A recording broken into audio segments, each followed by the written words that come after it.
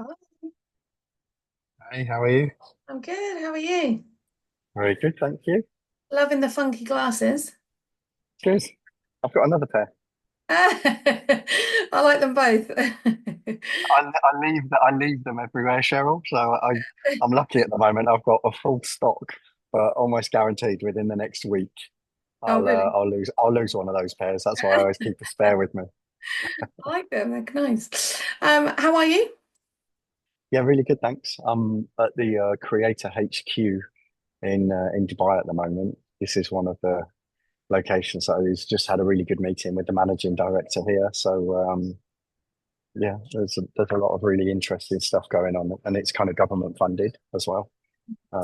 So the amount of ambition that they've got and the amount of proximity to being able to inject capital into that ambition Yeah. is it just makes a lot of things possible that would be a totally different story in other parts of the world. Oh, 100%. We'll get onto that in a second. But anyway, hello. So welcome to the Media Career Programme.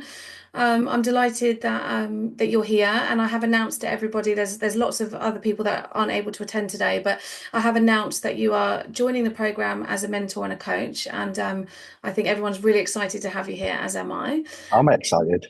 So we're going to get straight into it, but I'd love you just to introduce yourself and a little bit of a backstory. I've obviously told them a bit about who you are, but I'm sure they want to hear it from you. Okay. Hopefully, my version of the story will live up to yours, Cheryl. I'll give it a go. So I'm Chris Redmond. I spent about half of my career in telecoms.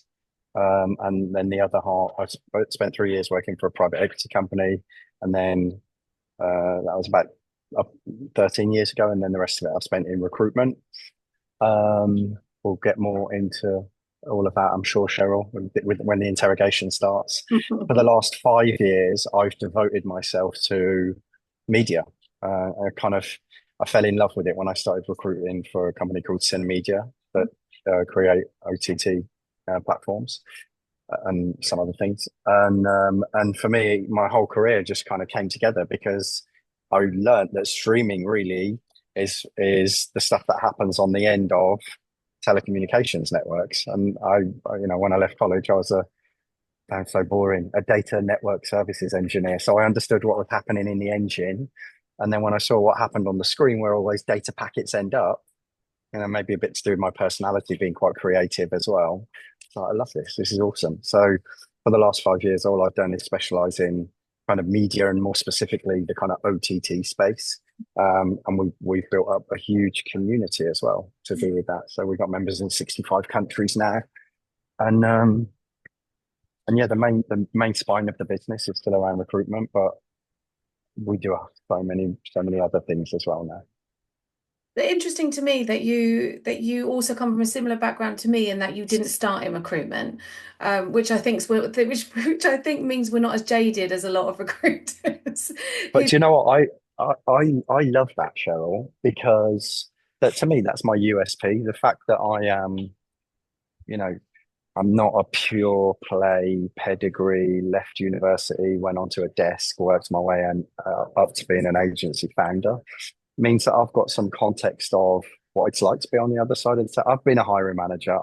When I was at Colt, I was operations director for a telecoms company called City of London Telecoms, Colt. We had 5,000 people. Um, was a 1.3 billion euro revenue line. And I was running operations, like 2,000 people in operations in my late 20s.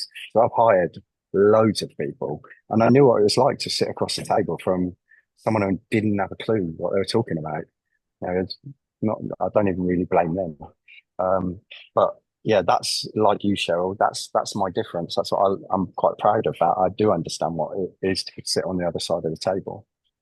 So just give everyone and me as well like an overview of the highs and the lows of your career, because you've had a very interesting, very versatile career, and you seem someone, especially over in what you're doing now in Dubai, like really making waves, and you don't settle for much is probably the impression I get from you. You kind of like a bit. I see Uh, synergies between us actually, but yeah, tell me about that. I feel like you should do this session next week with my wife, who I work with, and she'll tell you what her version of my personality is like. But you're right, I don't. I'm super ambitious about things. I find myself using the turn of phrase "the art of the possible" a lot. Um, my career. So yeah, I left school early. I didn't do A levels or university, and I went to be an apprentice telecoms engineer. Um, I started a project management business when I was 19.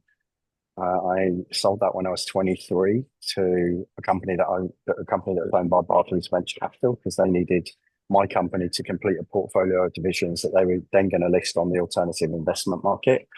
So I look back now, honestly, Cheryl, and I just think, God, I had the gift of naivety then. I just did stuff and I didn't really think about what the consequences were going to be. No kids, no mortgage, was still living at home with my dad.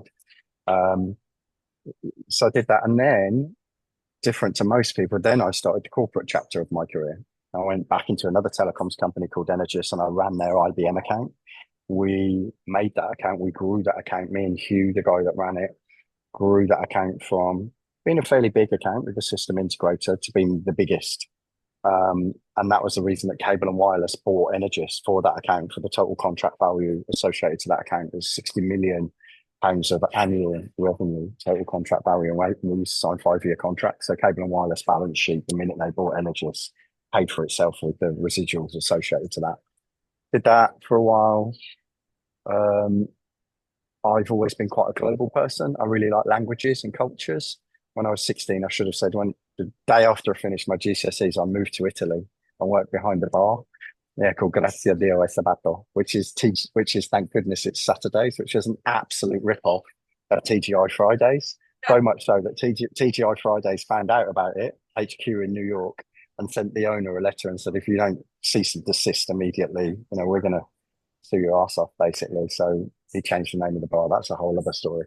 But yeah, so I've been working in Italy, came back to the UK, started the apprenticeship at Mercury then.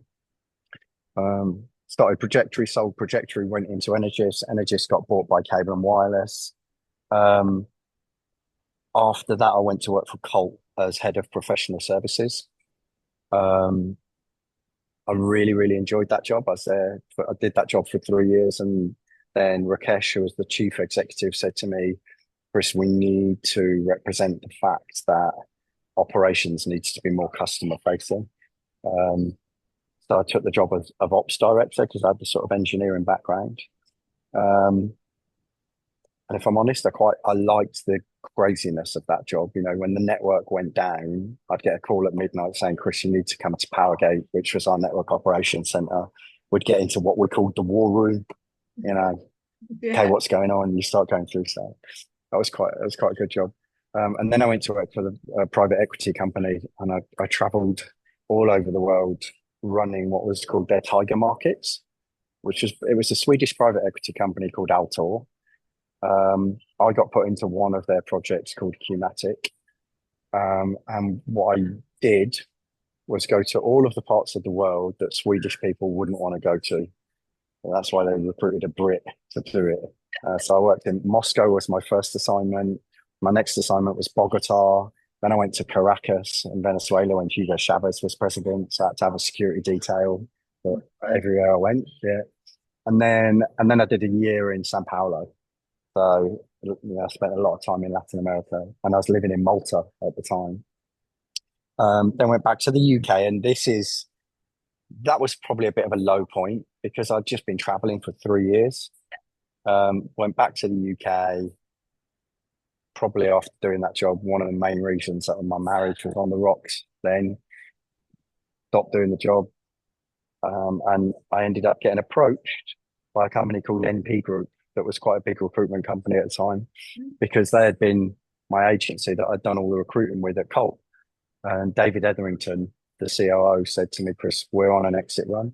We need someone that knows what it's like to sell businesses, and um, we need someone that understands our target market. You speak the vernacular of the market that we sell into. I thought I never maybe like you, Cheryl. I thought never thought about a career in recruitment, but I love productizing things.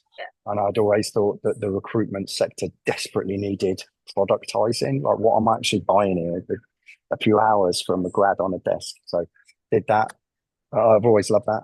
And I've always loved building my own teams as well. I love building teams. I love leading teams and going through the different stages of growth. So I thought, yeah, I'll try it. Now on an exit run, I get a bit of equity. So we did it. I joined as global chief of staff. And then within 6 months, they asked me to be managing director. So I did that. And then we sold that business 3 years later. And then I went to a company called Salt as managing director. And Salt's the biggest pure play digital recruitment company in the world. I was there for a year. I won't say anything bad about Salt, but I learned about myself that the nature of the provision of their product is just different to, I like quite eloquent products. I like the sort of Accenture touch. I like methodologies and intellectual property. And most agencies don't really operate like that, just go fast. So I parted ways from them. And then that afternoon, I was called over to the office of James Kahn, that you guys might know from Dragon's Den. And I knew James because he had interviewed me for a CEO role before. He loves recruitment, doesn't he, James? He loves a bit of recruitment, and and uh, and he interviewed me for a CEO role. He had 6 distressed acquisitions that he wanted to put into one company. It's now a company called Ignata. Um, and I went home. I'd been through the divorce by this point. I was living with Amanda, my now wife, and mother of our 3 amazing kids. And it was Amanda that said to me, "Oh, Chris, when are you going to see the writing on the wall? Like, if these guys want you to go and be their CEO, chief revenue officer, whatever, just do it. Like, just do it for yourself." And I said to her, "I'll do it if you do it with me. Like, let's both jump." So he did. So she resigned. She was heading up exec search for fintech still with MP Group, and we did. And the first year was really, really hard. This is 10 years ago now, nearly 10 years ago. Was really, really hard. But I look back now and I actually miss it. I miss that first year. It was just me and Amanda at the kitchen table. We earned or lost every penny. It was totally on us if we wanted to pay the bills. But I'll tell you a funny anecdote, something we started doing, and I remember this so fondly. So this is a high. This is a funny high. We used to get up, first few months, we used to get up, have breakfast, open the laptop, start working. And by the time you finished work, it'd be dark outside, it'd be 9 o'clock. You work every hour. We realized it wasn't that healthy. So we started getting up, having breakfast, and then we'd walk one way around the estate. And we'd walk all the way around, and we used to call that walking to work. And then when we got home, back to the same desk we'd just had breakfast at, we'd open the laptop, start working. And then when we'd had enough and we closed the laptops, we used to walk the other way around the estate. And we used to call that walking home.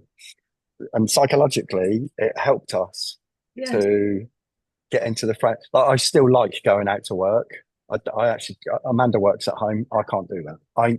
There's something psychological, and I see this for candidates as well. It's like there's something psychological about an environment, about getting in the zone. You know, Especially in the media it's, industry, I think we're people, we're people, aren't we? We like people, yeah, we like yeah. creativity. I get that. Well, it's funny you say that because I've always liked working in places like hotel lobbies and open plan offices where there's a lot of vibe, there's a lot of energy. I like bumping into people, Yeah. having a bit of a joke, bit of In banter. fact, I did You that the know, other I day. feed off that. I went to a local pub with my laptop and just worked and I put my headphones in. And my husband said, "Why are you doing that?" And I said, "Because I need to get out of the house." And he said, "Yeah, but you're not Mm, talking to anyone." And I said, "There is something about at least just being in an environment where there is other people." 100%. I'm not We're meant to be social alone. animals. Yeah. Yeah, we are. I think as human beings are organisms that are supposed to be around other organisms. I feel like you need that to grow, and sometimes growth isn't always in that positive growth. The sort of stress and tension and all that sort of stuff. We can get more into that, but so we did that, and that's where Red Hulk came from. We started Red Hulk. I can remember saying to Amanda, oh, I think we might do. I can't remember what the number is. I think we got a deal in our first month. I was like, I think we might do 300 grand in our first year or whatever. And she's like, get back in the box. And Yeah. then we just did, and I did the same thing that I did at MP Group. It was about a methodology. It was about making promises, having project plans, being able to impart confidence and credibility with your belief and conviction around what the nature of the service was that someone's going to be buying. And I'm not saying that because I'm trying to sell recruitment. I'm saying that because of one of my fundamental beliefs in business is people like to know what they're buying. And like Lydia Fairfax, the podcast that I sent you that I did with Lydia, I can remember saying to Lydia years ago when she left Warner Brothers, if you're gonna do it on your own, just have a product, something that people can associate with. Because if you're just selling your time, don't expect other people to work out how to use it. That's You true. know, tell them what the tip of the spear is in terms of the value that you bring, at least in part of that. If they ask you to do something different, fine, that's progress in the conversation. But go into the conversation with a degree of conviction around what the value is that you personify. So you've been in recruitment 10 years, you said. But longer than that, we've been doing Red Holt for nearly 10 years. And then I obviously had 3 years with NP Group and a year with Salt after that. So, yeah, probably 13 years. So you would have seen, I mean, I've been in recruitment now 7 or 8 years for being a creative. So I've seen it in just a relatively short space of time.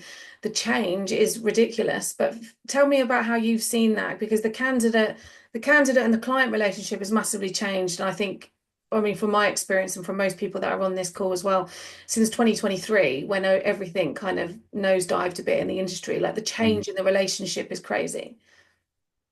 I think it's changed for the better. I'm honest, Cheryl. Yeah, honestly, I do. Because I don't think nowadays, look, the market's tougher, right? There's not an abundance of jobs. Clients, when they choose who they're going to work with to represent them, where they can't recruit for themselves, are going to be more selective about where they put that purse. Like they're going to go with someone that actually understands and has got the dexterity for the complexion of the sector, like subject matter expertise. This is one of the reasons I decided to take the job with MP Group because recruitment's got a terrible reputation as a sector, and I actually understand why. I fully 100% understand why. It has historically been so antiquated in its standard operating procedures and methodologies, i.e., non-existent in most organisations, and therefore the product people get treated like boxes. And I don't, that's one of the reasons why I started the OTTRED community is because, again, fundamental belief of mine is if you want to get, you've got to give. Mhm. And me being able to offer the community something, number one, what do I get? I get educated every day in that WhatsApp group. Like it started off as a WhatsApp group before we had the app. I learned so much about it. Now, I started making my podcasts with thought leaders and business leaders from around the streaming world. Every single one of those hours, and it's not just an hour you get with that person, you have the top and tail of that. I was just soaking it all up. My mind was so porous to what I was learning from people leading the industry. But I think the change that's come about, and AI has accentuated this as well, Cheryl. Mhm. The change that's come about is that I think the recruiters now who can offer the most value to the entire ecosystem, candidates, clients, and for their own business, are the ones that understand their market. And I actually think that's the way it should be. I think you need, if you're screening a candidate, you need to be able to talk to them really about what it is, what the job is. You don't need to be an expert, but you need to have an idea of where that fits in Yeah. to the whole sector. So it has definitely become tougher. I can tell you, I don't mind being honest with you, the numbers, top line and bottom line, for the last 2 or 3 years in our business have been some of the worst ever. Absolutely. But they've also been some of the most enjoyable years. I've loved building OTTRED. I get more out of my job than just getting paid. Mhm. Yeah, same here. Same with the program completely because recruitment is so transactional. Mm. There's just a fee at the end of it, or there's not. It's that straightforward. But the community and kind of building something, which I'd love to talk to you about your community in a minute. But tell me, just backtracking just slightly, tell me what led you to Dubai, other than the sun, which appeals to me every day, but that's another story. So, like I said to you, I've always classed myself as a global citizen. I'm a really proud Brit, but I'm also proud to be global. Working in all of those other places where in most meetings I was sitting in, I had no idea how to speak their language, but everyone else made the effort to conduct themselves. when you're on the global stage, there's something about what you learn about etiquette and being humble and being able to communicate with other humans beyond language. So me and Amanda were sitting there. I think it was 2022. Yeah, it would have been 2022. New Year's Day in our big house. And, I'm a bit of a petrol head as well. So I had a really nice collection of cars in the UK. And we had just had our first child, Alfie. And we got into a conversation about what more is there in life. It can't just be about collecting all these material things. We started talking about Alfie's future. Um, and we started talking about moving abroad. And we were talking about lots of different places. I quite like South Africa as well. I'm a big golfer, so South Africa's got amazing golf courses. Um, and then Amanda suggested Dubai, and I'd set up the Salt office in Dubai when I was at the private equity company. One of the hubs, especially for sub-Saharan Africa, was out of Dubai. So I'd been in and out of Dubai for 10 years. And there's obviously the tax thing as well, you know. So I was like, yeah, okay, let's go and try it. So we came over to Dubai, looked at what it takes to set up a company. It's very bureaucratic to set up a company in Dubai. There's a lot of paperwork. Um, but Amanda being Amanda more than me being me, she's like a real operational person. Let's do it. Crunch, crunch, crunch. That's great, yeah. By April, we'd moved to Dubai. We had that conversation on New Year's morning. By April, we'd moved to Dubai. And I think the thing that really got us over the line when we came here and looked at the location through the lens of could we live here rather than as a holiday maker, schools. Like I love seeing my kids go to school. What they get out of it, the schools are just amazing. Um, 9 out of 10 people in Dubai are expats. Wow, 9 out of 10. Um, Wow. 90% of the population, total population in the UAE of 8 million, 3 million of them are in Dubai. We should talk about that later as well, Cheryl, because I think a lot of people think it's a big market and it's not. It's a really difficult market to get jobs to recruit for, and there's a queue of people waiting to come to Dubai. We'll talk more about that in a second. So I feel like it's important to share that reality with people. Um, yeah, 9 out of 10 people are expats. And what that does in terms of the sentiment of every interaction that you have is you've got something in common with everyone. You don't generally meet locals. You interact with all of the other expats. And everyone's moved here and they've moved their families here. And there's more of a conscious sense of purpose around every day because of that fact. And it makes people very buoyant towards helping each other. It's not difficult to get meetings in Dubai. You want to meet someone at whatever level, generally they'll meet you. And I think it's because of that undercurrent, that tone and sentiment to everybody's sense of purpose at this chapter of their life while they're here. Um, so yeah, that was why we did it in the end. It was sense of change, economic upside. We saw a great future for the boys. Um, and I'm always one for a new challenge as well. Yeah. So for me, it was like, okay, let's go and do it. Just to finish that point off, the interesting thing now, and I just said this in the meeting that I was in, there's a producer that's over from the Philippines that's trying to get funding for a version of Dragon's Den, actually. It's called The Final Pitch. And I introduced him here to the kind of government fund at Creator HQ. And we were talking about Dubai. And I said the thing that I'd miss now most, the thing that would hurt me most if I had to leave, would be the future that my boys wouldn't have. I love the fact that they like my 5-year-old speaks Arabic and French already. Um, you know, and he interacts with kids from, and he's got like Russian. He's Yeah. speaking to all Yeah. these Yeah. kids from everywhere, and it's really positive. There isn't the sort of sometimes negatively polarized type of opinion about what that mix represents. Yeah, no, I agree with that. Oh, very interesting. I'd love to do a whole session with you at some point on the opportunities that are out there. I mean, we'll touch on it in a second, but other than the lifestyle and things like that, how did you find transitioning your like the recruitment side? Is it different over there than it is over here? And I know you still run your, I assume you still have your international and your British clients Yeah, with absolutely. the OTT space, but what's it like in comparison? Like how are candidates, how's the interview process? Is it different? At a tactical level, like that, interview processes are no different. No different. The difference is really in the way that, and I used to think this sounded a bit cliche when I used to hear it, like, yeah, it can't be that profound, but it actually is. When we first moved here for the first year, I don't think I got any jobs to work on that were local. We work on jobs all over the world. We always have done, always will do. Most of our business is still not in Dubai, in the rest of the world, North America and Europe predominantly.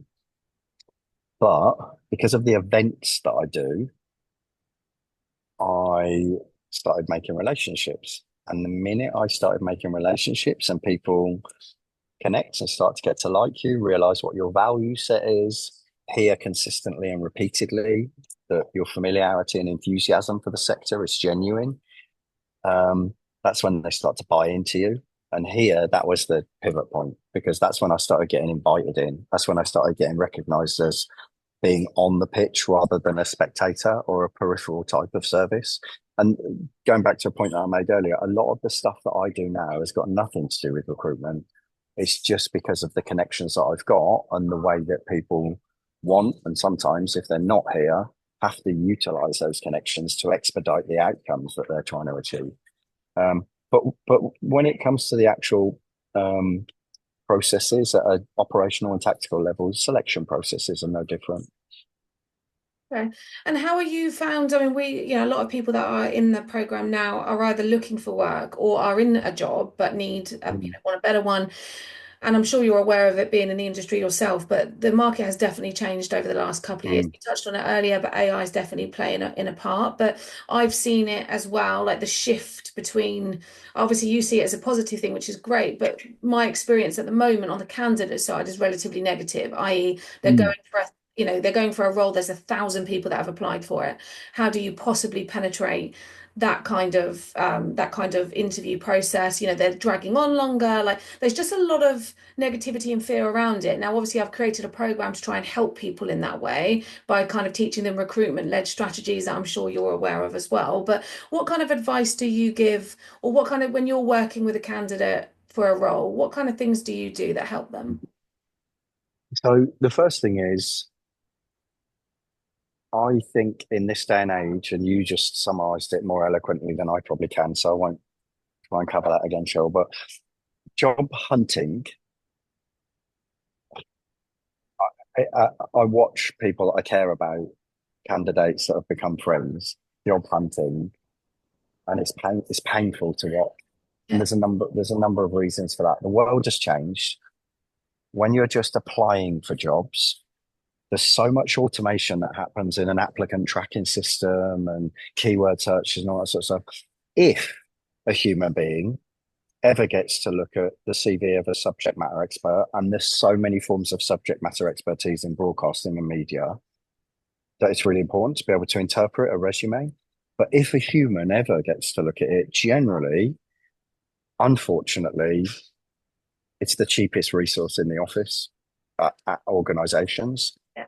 And because if you think about it, right, that makes sense economically for a business. You won't put your most expensive resource on going through the inbox of LinkedIn applications. A You thousand you put applicants. The yeah office you know manager. yeah you put the 23-year-old on it, Yeah. right?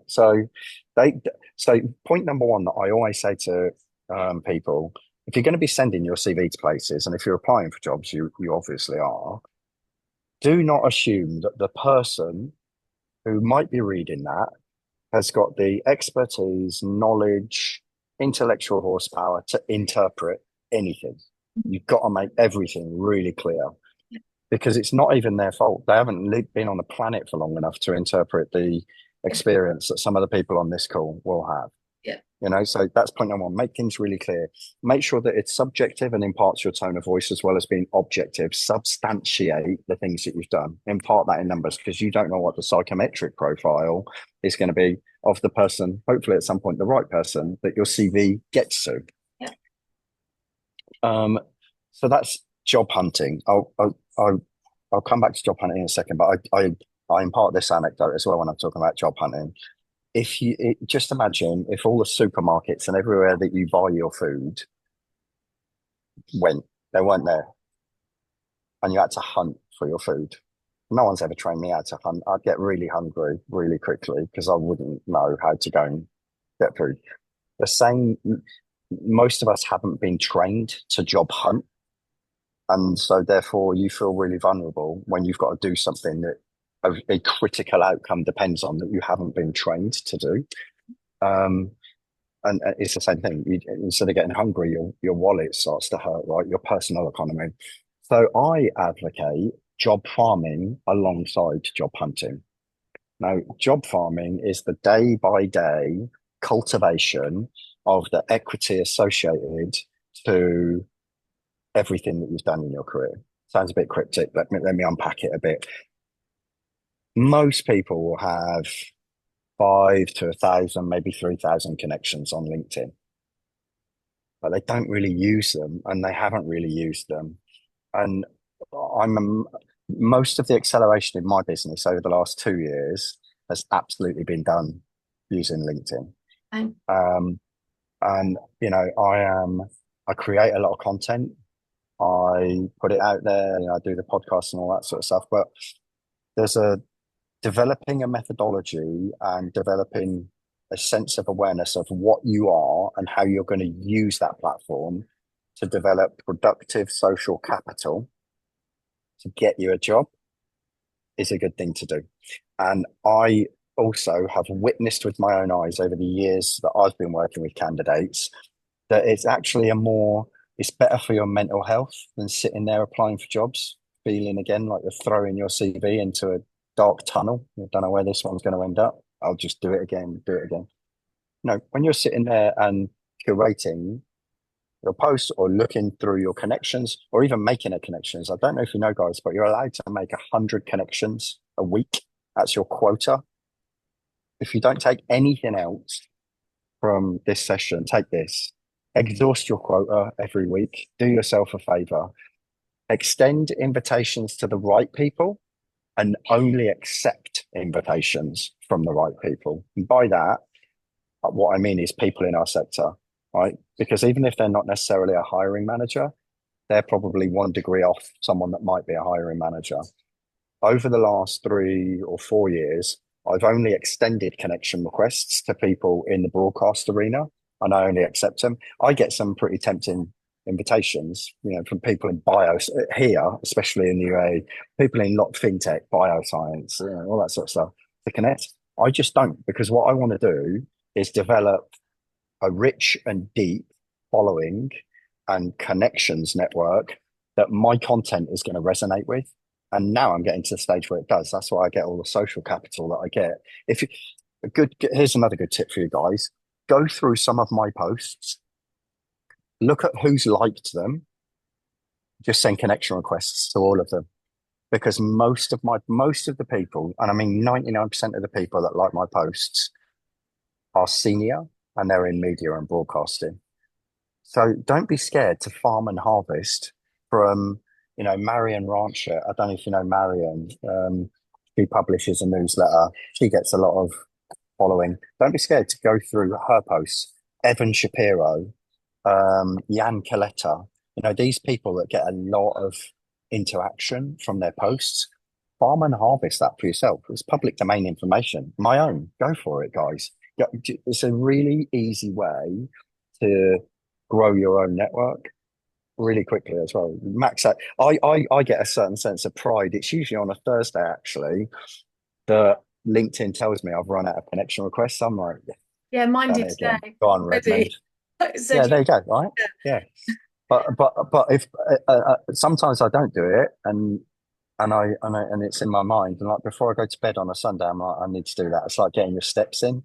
Like, Yeah. I'm not going to waste one of those connections. No, Um, so I would definitely say to do that. And the other tip that I'd give you, I have this conversation quite a lot. I'll be interested to see what you think of this, Cheryl. When I send a connection request, I never ever put a note on it. no, never, Never, never. right? And that's, well, you're like me then. That's unconventional. Yeah. But what I do is when I send the connection request, I follow the person, I click follow, and then I change the follow notifications to all. So every single thing that person posts is going to notify me. And then what I do is I make sure I'm the first person to like or comment. If I'm trying to get the attention of a chief exec in a connection or someone senior, I'll send them a connection request. No note on it at all. Yeah. They might or might not accept. But then when I change the notifications bell to all, every single time that person posts, I'll be among the first three people to like or comment on that. I'm basically interacting. I'm in their space. And I'm always really positive. I never put negative stuff online, ever. I'm always really positive, really supportive, really generous. Um, and guess what? When somebody like that keeps seeing Sam, Tracy, Giles, Alex, Pat, anyone, they're like, who's this Nigel bloke that keeps putting all this awesome stuff on anything that I post? Yeah. Eventually, what are they going to do? They're going to click on your profile and they're not going to see a button on that profile that says connect. They're going to see one that says accept. And if they've got an emotional posture about your existence where they're like, I actually really like Sam, she's put loads of nice stuff on every post that I've made recently, they're going to accept. They always do. Always. I don't do the follow thing. I follow, but I don't do the all and the notification. I'm going to do that now. Well, here's another one off the back of that. I never ever go through my feed because I follow everyone that I want to follow and I've set the alarms to all.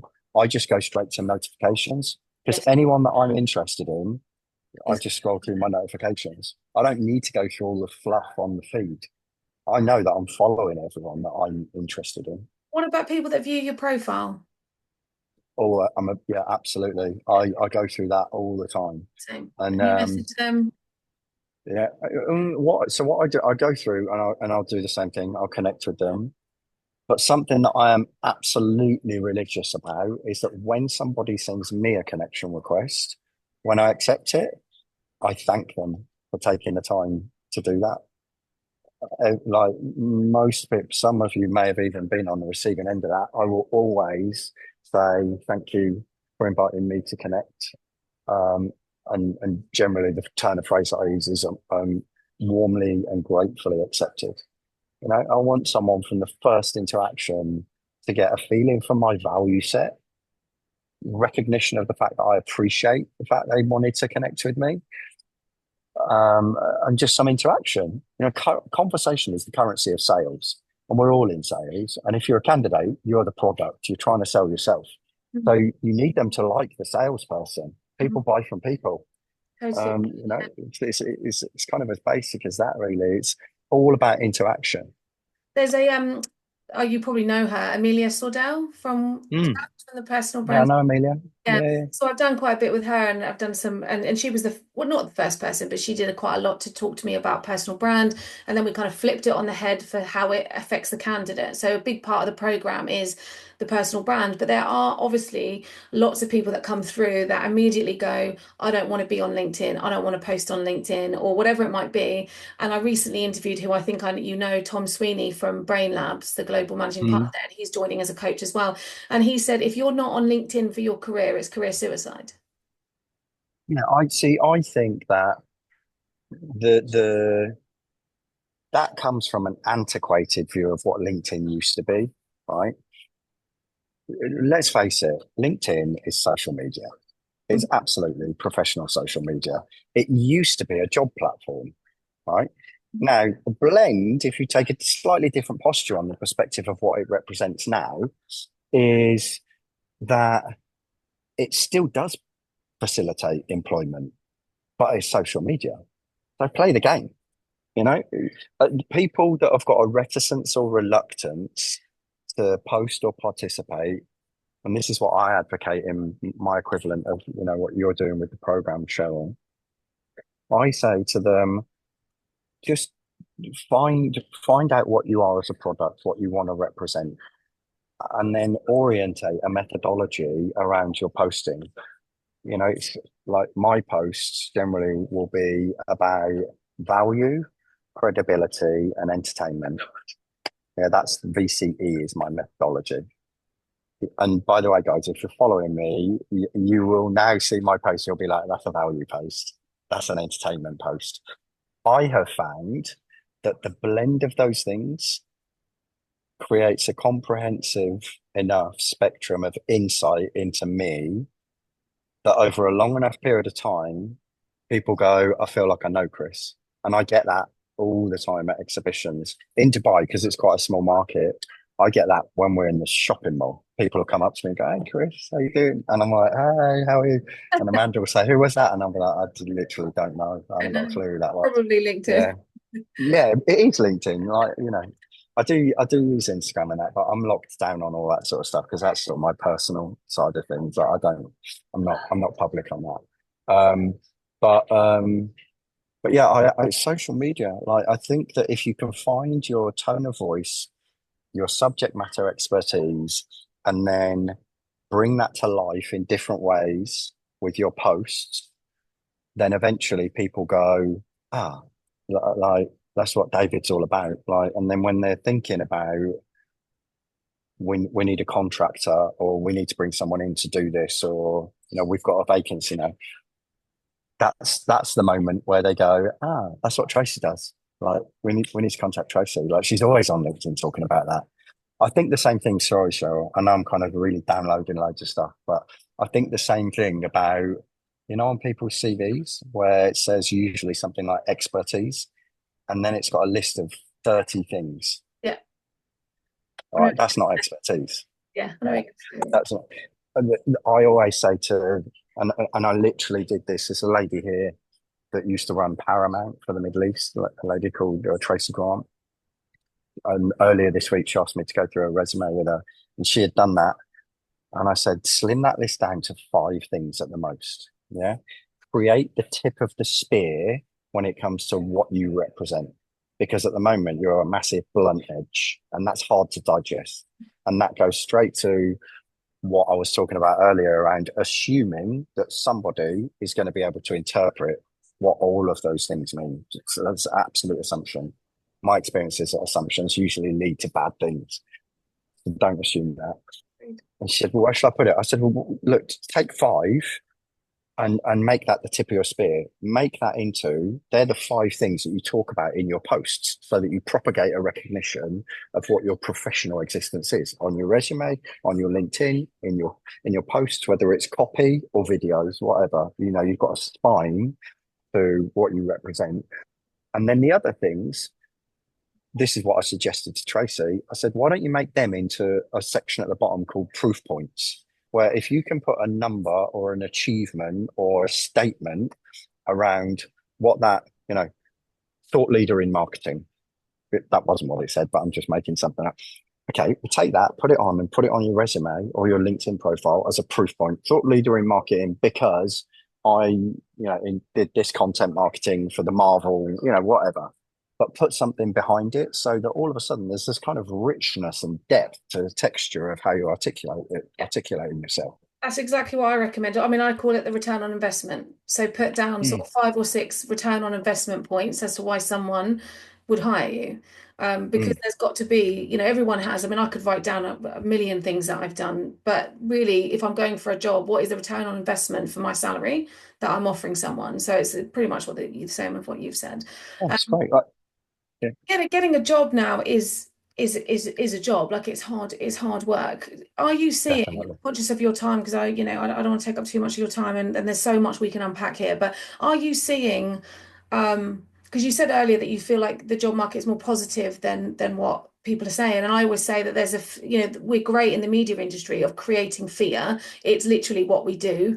We create fear, and this whole fear about the job market is keeping everybody at a certain point. But I feel like it's getting better. I feel like we're at the tipping point. Things are improving, and there is more optimism around our industry than there has been in the last 2 years. 100%. The last things have been busier in my business over the last 6 months, probably now. Yeah, So, this is a trend. This is not a positive blip. It's a trend. Um, over the last 6 months than they were for the last 2 years. yeah. We So had really challenging moments like over the last 2 years. I don't mind telling you. Like let's go honestly, for it. as an entrepreneur, as a business owner, there were moments where we were exhausting our cash availability Yeah, and living in the most expensive place in the world. And you're staring down the barrel of it with three little hungry mouths to feed, and you're like, should we focus on AI? It's like, yeah. but that's where I discovered actually that I'm passionate about what I do because I didn't want to give up. I like what I do. I like the market. I like the people, and but it's definitely better at 100% in the last 6 months. I Yeah. think one of the things about the market we exist in media is the way that it's been constructed is rapidly being reorientated.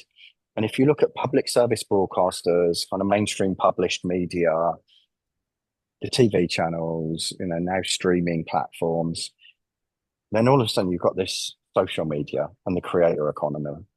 And I think that they are rapidly bringing in new production techniques, giving rise to different sorts of technologies, production technologies, editing, or like distribution, definitely. And the nub of it is that actually what they're really doing is showing that money can be made in media. The bottom line of the creator economy, whether it's the private equity companies in the creator economy, the creators themselves, whatever, it's there. So one of the things that I've been thinking a lot about recently is taking a step back, because this is the thing that the creator economy does not have. It's only been around really properly recognized as such, what, for the last 3 or 4 years? Probably the last two, where you've heard that term a lot. There's no, there's a deficit when it comes to experience. And, a lot of the sort of experience that I suspect will be on this call. How do you repackage all that experience so that you can re-inject it into the parts of the media ecosystem that are experiencing the uptick trajectory? Is that a product? Is that consulting? Is that finding a job in an organization? Because, I think there's probably more opportunities there. But when you're just looking in the same corner of the jungle where you always previously used to identify the fruit that you live on, maybe it's growing somewhere else. It doesn't mean that the skill set associated to being able to get at it is different. In fact, maybe you're stronger than ever at doing it. So I think there is more vacancies. There's not an abundance of vacancies, but I also think it's incumbent on us as individuals to adopt a perspective where we go, am I really looking at the true horizon, the full horizon of where opportunities might exist? Agreed. Agreed. Very interesting. Thank you. Right, before we open up to a Q&A, I just wanted to touch on it on the market in Dubai. I would love to do a whole session with you on it because really, really interested in that space anyway. But just tell me, because I think a lot of people think, oh, it's, that Dubai is a thriving economy. I'll just move to Dubai. I mean, if that was the case, I'd have moved years ago, but can't quite afford the rent these days. But tell me what the opportunities are like in the media space. Thought you were going to ask me how much my rent is then, Cheryl. That's a scary dimension of the Yeah, conversation. I can only Um, imagine. um, okay, so Dubai is a fiercely competitive place.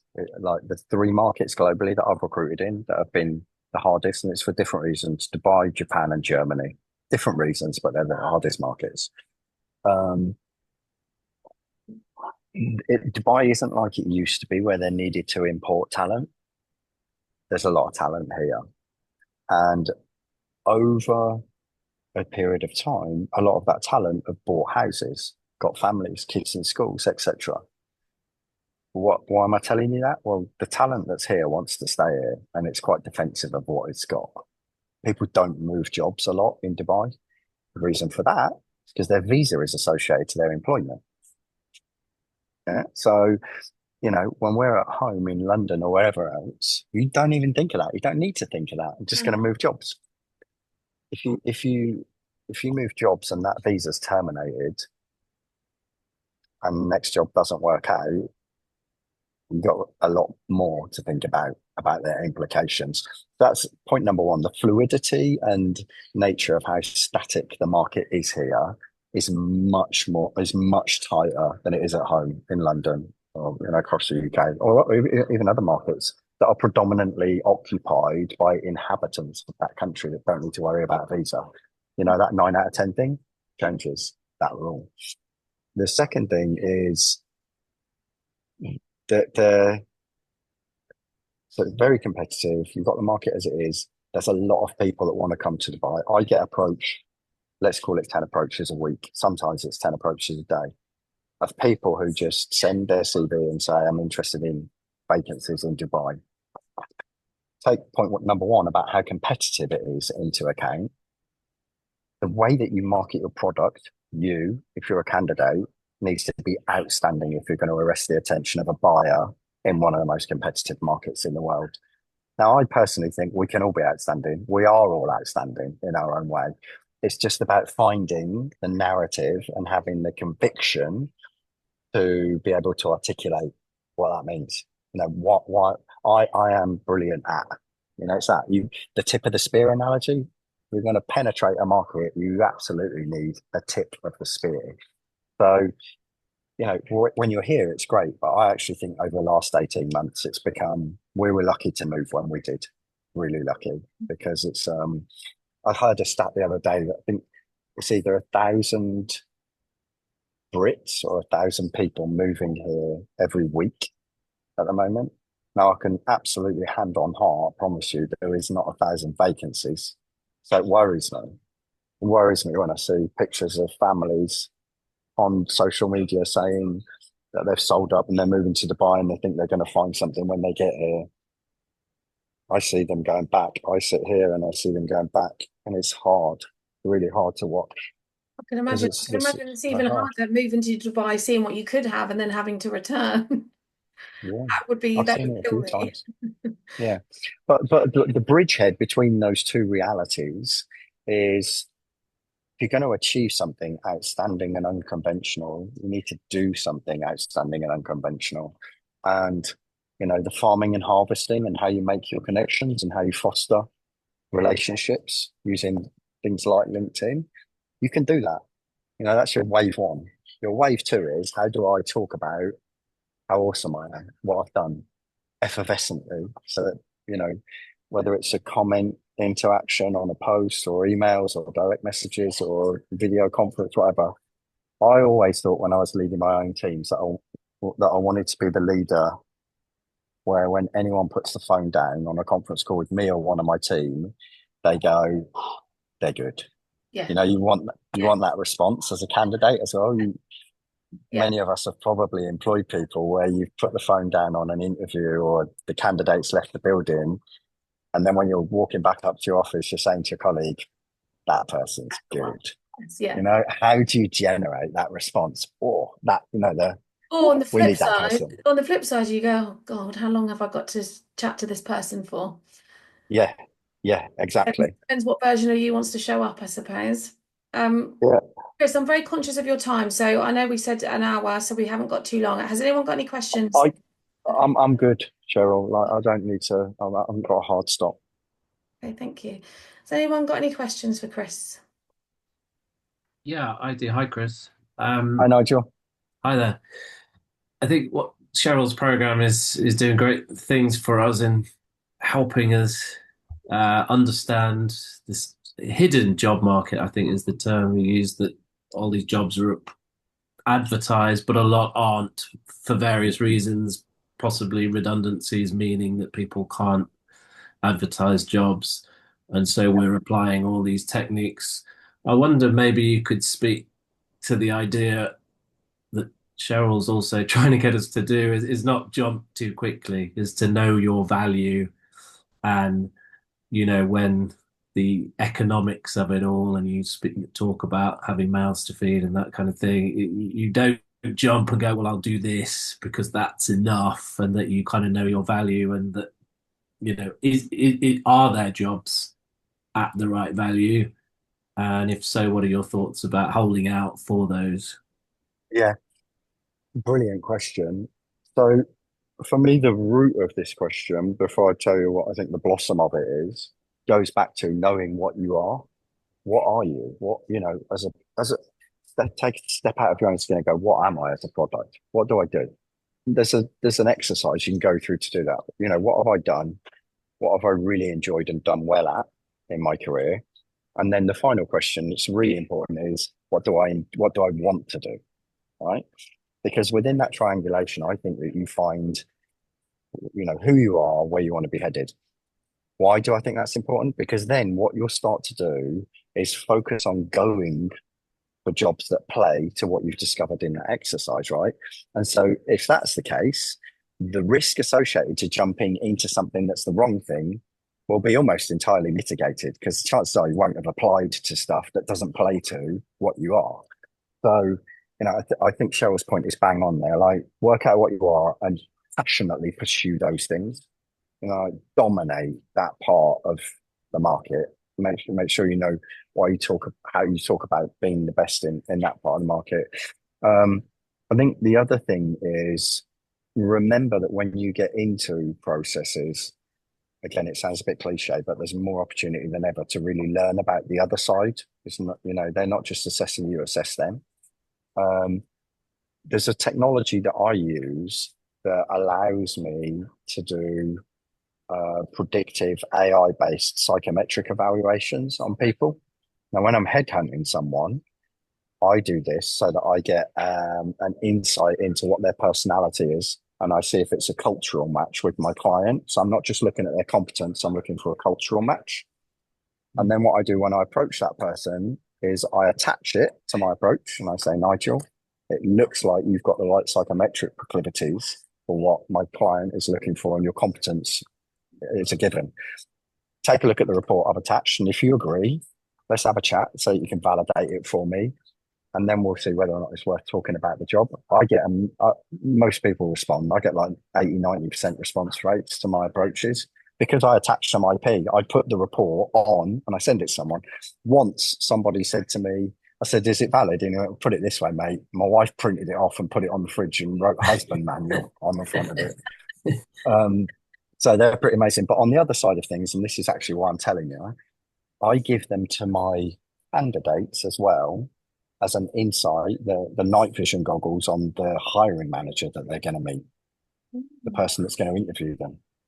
Yeah, so you get a psychometric report. Both sides know that I've done it, but I'll send you your show so that you can see it. And if anyone else I could do it on any of you now within 5 seconds. Oh yeah, I'd love to know what mine is. Yeah. Actually, I don't have to do. Well, it's 8 pages long, right? It's the 8 pages. I'll tell you what, I'll send mine to you guys so that you can see it, so no one feels exposed. But I'll make this offer as well. If any of you are going for interviews, or want to, even a coffee with someone that you don't know, send me their LinkedIn profile and I'll do their psychometric report for you. Oh, yeah. I like that. That's really good. Wouldn't have even thought of that. Yeah. But Nigel, I hope that goes some way towards trying to reinforce the point that Cheryl's obviously been making for you. Yeah, thanks for that. That's great. Thanks, Chris. My pleasure. Any other questions, anyone? Yeah, Chris, thank you for this. This is really informative and interesting, very inspiring as well. What do you see as being currently the burgeoning sort of sectors or industries that maybe we should be targeting or looking at? As a complement to media or within media? Within media and as a complement. Okay. Look, AI, obviously, right? And I think that's within and as a complement. And it kind of gives rise to a thought in my head, Sam, about don't be scared to sort of take that step back when you're evaluating what you are, and work out whether or not what you are is applicable in other sectors. Advertising, your skill sets might be what they need and where they could be valued. Advertising is actually another one. Ad tech here is absolutely massive. I already mentioned, I don't know what the blend is of skill sets on here. I looked at your profile earlier, Louisa, when you put the comment on. I saw your kind of musical type of background, music background. Um, but yeah, I think if I think short form documentary is getting really big, short form dramas and documentaries. Um, if you look at places like China and India, micro dramas are already massive. Absolutely, yeah. There's an app. I would encourage you to download this. It's called Drama Pops. Drama Pops is based on Byte Plus technology. Byte Plus is the company that own TikTok, and they are now selling their technologies into the broadcast arena for B2B purposes. Right. So TikTok technology. I'm actually at a TikTok event here, so I need to make sure no one feels like I'm selling the seeds. TikTok is obviously highly proven. The most effective algorithms in any social media are in TikTok. What they did was they took that IP and thought, how could we sell this to the corporate world? And then they made Byte Plus. Byte Plus is a competitor to Comcast, Cinemedia, any of those companies. So they're actually creating platforms now, but they're not putting what we might call conventional content onto those platforms. They're putting stuff like micro dramas, um, portrait type formats onto there. The reason I tell you to have a look at Drama Pops is because that's based on Byte Plus technology, and you'll get a feeling for it. They're like 60-second dramas, 60 seconds. Interesting. Yeah, it's huge. I'm not joking. There might be something in this for you guys because I'm assuming you're all UK based. Is that the case, Cheryl? Eloisa's in Italy, but everybody else at the moment is the UK. There's a couple of Americans, Yeah. but they're not on the call today. Okay. Okay. So yeah, in Europe or North America, like learning a little bit about emerging formats from different parts of the world, I think would be might give you an advantage. You know, immerse yourself in it a little bit. And number one, it's interesting. It's really interesting. But number two, if you've got the opportunity to start injecting the equity associated to your experience into, nice to meet you, Tracy. From your experience into new formats, you know, whatever your experience is, that gives you a way to kind of rejuvenate, maybe a sense of worth around what you've spent your career doing, but then importantly, a level of enthusiasm in the way that other people talk about the value that you bring. You know, so what I'll try and do, Cheryl, is there's a whole host of things that are emerging from this part of the world because there's so much money being invested into, you know, media and that sort of stuff. As I think of these things, I'll WhatsApp them over to you, Cheryl, and then you can send them to the group. But I would definitely say look at micro dramas and look at portrait format content because there's a platform here called Blinks, Blinx. Now it's all in Arabic, so unless any of you speak Arabic, you probably won't understand it in that level of depth. But you know, the Blinks for me is the first platform globally that straddles social media and mainstream media. Like that, it's a news channel. They produce everything using creators. They've got 50 creators in house. They don't call them creators; they call them inspirers. So what we would have known as an anchor or a presenter or something like that. No, even the naming convention's been modernized. They're creators or inspirers. They heavily utilize AI on the production. You'll see that in the production of the Blinks content. And even on the app, it's the first app in the world that's got multi-directional scrolling. You can go whatever, you know, it's not up and down. You can go whatever way you want, diagonal or whatever. But that's kind of how at every level of what media represents here is sort of pushing the envelope, the UI, the UX, the content, the production, the names of the people that are in front of the camera. You know, it's kind of the whole spectrum of it is just being revolutionized. I hadn't expected I would say this, Cheryl, but you know, I think what we've stumbled on is that actually looking into other global jurisdictions might give you an opportunity to get a different perspective of if I overlay what I've done with my career with that, I've got something pretty exciting to talk about within my peer group, my sphere, that I don't hear any of them talking about. And if we're talking about how to make yourself outstanding, that's definitely one way to do it. 100%, 100%. Thank you for that. Is that right, Sam? Yeah, perfect. I think we've got time for one more question. Has anyone got one more question? I do have one. Oh, we have two. Go, You want to go. go first, Lisa? No, it's fine. Go on. I actually thought maybe we can go back to the psychometric report that you mentioned earlier.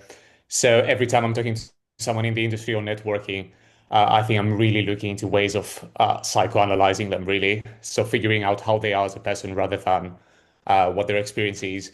So I was wondering if you have any more resources, anything that you can say on that, on how we can make this happen in a more efficient way, I guess. So I'll tell you what, I'm just actually looking for it. One of my favorite things to do at the moment, at lots of different levels of a life cycle, whether that's a sales life cycle, a selection life cycle, is I use ChatGPT 4. That's the platform that I use. Interestingly, in the rest of the world, everyone has to pay for ChatGPT 4. The Sheikh in Dubai said everyone gets it for free in Dubai, and I want it to be part of the school curriculum as well. So kids use it here; they encourage them to use it. What I use it for is I upload as many documents. Thanks, Mark. I upload as many documents as I can about someone or a company or a product or whatever. And I put a really extended prompt into ChatGPT to help me get different perspectives of what it is. So if it's a person, I'll give you an example. There's a lady that's a head of strategy for a big company over here that I'm confidentially representing. And when I confidentially represent someone, I make what's called a landing page in HubSpot about them. Because when I send that to people, CEOs generally, I want them to see that I've invested time in that candidate, that that candidate is worth me making a microsite about. The way that I craft that content now is I upload their psychometric evaluation. I upload any documentation that I can draw off their LinkedIn or that they've sent me. If it's a salesperson, I'll ask them to send me a deal sheet, deal durations, values, end clients. And I obviously upload their resume, and in the prompt, I put any URLs associated to that person as well. And then I ask ChatGPT to give me an extended, comprehensive view of that person. You know, I don't know how good you are at prompts, but it's, what I get is really good from ChatGPT. There's an even deeper level of ChatGPT that you can use called deep research. Has anyone used the deep research facility? Wow, it is mind-blowing. Sometimes, if I want to learn about something, I'll go into ChatGPT 4, click deep research, and I will ask it to write me a white paper about that thing. Tom was saying when I spoke to him last week, he uses Google Gemini for the same thing. Yeah. So I've got a folder on my Mac of white papers that I made just for me. Actually, we're about to release a new app for OTTRED, and we're going to have a white paper section that I'm going to put them all in. But it's unbelievable. Generally, it'll be at least a 28-page document. It's phenomenal. It's mind-blowing. But yeah, using AI to do the sort of stuff that would have taken, I wouldn't have even had time to do that. It wouldn't have just taken me days or weeks or months. I would just never have had the time to do something like that. Couldn't. Now I can. The deep research then generally takes between 3 to 7 minutes. It's not like immediate because it searches hundreds of sources. But when you get the output, you're like, wow, this is amazing. Chris, I really, really appreciate your time. Honestly, I think I speak for everybody to say it was really, really interesting session. Really, so much value out of it. I actually think I could probably talk to you for another 2 hours, but I won't. But I'd love to have you back on, obviously, within the program. And I recommend, I've told everybody this when I was speaking to them yesterday, but after this call, I will share, if it's all right with you, obviously your LinkedIn, but also the links to your community, because Chris has his own one, and he's doing some amazing stuff in that as well. And I'm sure that there's some cross collaboration between that as well. And we'll organise our next session. You know what, Cheryl? I just want to say to you, thank you for inviting me, because what I love about what you and I are doing here is positively violating convention. Yes. You know, like typically our sector is one where people under different brands hate each other vociferously. Yeah. And I don't subscribe to that. I think it's bullshit. And you know, when you invited me and when I said, look, absolutely, definitely get me on. If it's good for the sector, it's good for all of us. Full stop. Period. So I really appreciate it, and I think what you're doing is awesome, Cheryl. Thank you. Likewise, I appreciate you too. Thank you so much, and thank you all for making time today. Really, really appreciate it. Chris, honestly, it's been amazing. Thank you. Thank you soon. Thanks, Chris. Thanks, Cheryl. Thank you so much. Thank you, Chris. Thank you, Cheryl. Thank you, Chris. Take Thank you, care. Cheryl. Cheers, Pat. Bye-bye now. Bye, guys. Bye.